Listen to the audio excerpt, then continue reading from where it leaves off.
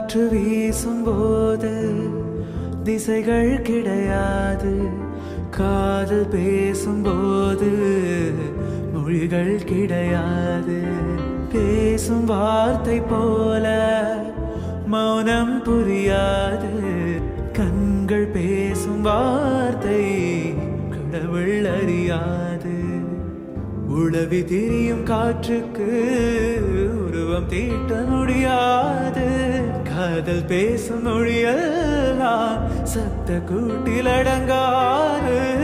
இயற்கையின் மொழிகள் புரிந்துவிடு, மனிதரின் மொழிகள் தேவையில்லை. இதயத்தின் மொழிகள் புரிந்துவிடு, மனிதர்க்கு